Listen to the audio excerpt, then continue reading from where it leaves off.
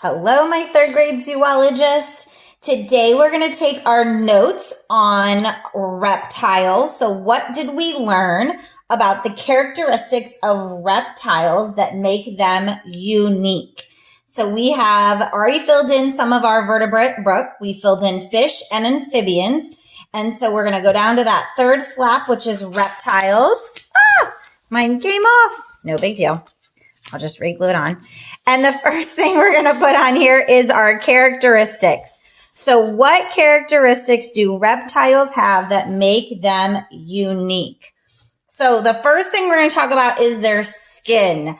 They have dry skin.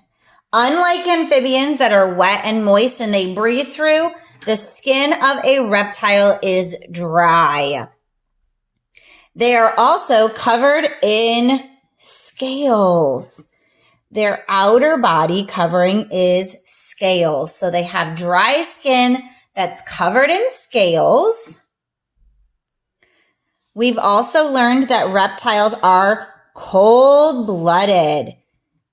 So they have to keep a constant temperature by going either in the sun or somewhere warm, or hiding in the shade if they're too hot, or going near cool water. So they are cold-blooded. And they usually lay leathery, that should be an L, sorry, leathery eggs in a nest.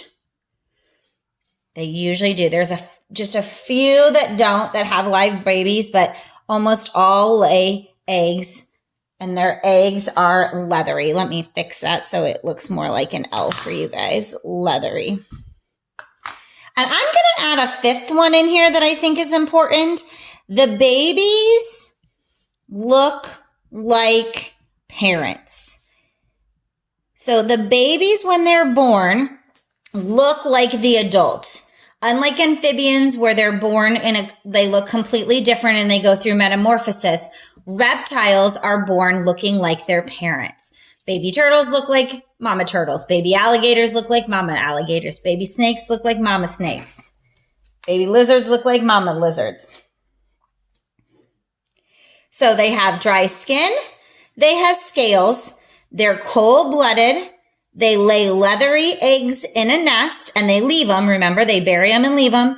And their babies look just like their parents. So let's write down a couple examples. So turtles are an example of a reptile.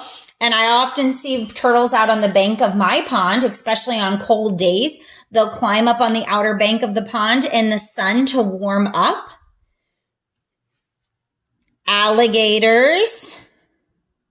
We've got some gators here in Florida. You might see them too. Climb up on the bank of your ponds in your neighborhood. When it's cold, they'll climb up there and they open their mouths even to get the internal body temperature warm with that sun.